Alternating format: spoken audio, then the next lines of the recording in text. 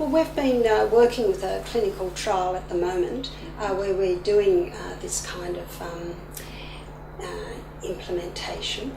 And so for, let's say, this client, I'll call him Alan, we looked at the kinds of things he was needing to do in his life to make it a more interesting and engaging life. He's very severely injured, not able to go back to work, and this was 15 years post-trauma, and so he's just had a very boring, unimaginative, unengaged lifestyle, and we were wanting to improve the kinds of things that he was doing. So we worked with him to select some goals that he might want to work on, which means different tasks that he might be wishing to do in his everyday life. These ranged from community activities to social activities to other everyday activities at home. And so we would select those.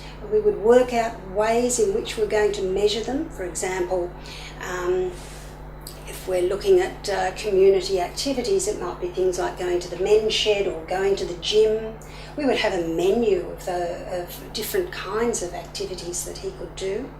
And we would set with him a goal about what we thought would be a reasonable level of his attendance at these particular activities. And so we would measure that over time and implement the intervention.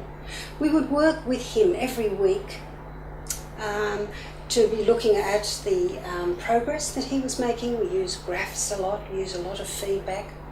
And we would identify obstacles if there were particular weeks where he was not doing so well. We would plan for how we might improve that. Mm-hmm. And because we're keeping these repeated measures, we have evidence for whether what we're doing is actually making a difference. Mm-hmm. And did it make a difference? In this person it did.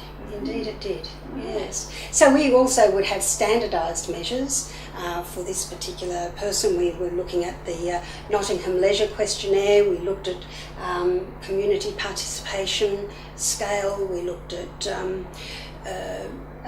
his care and support needs, and we were able to see changes in those over time as well.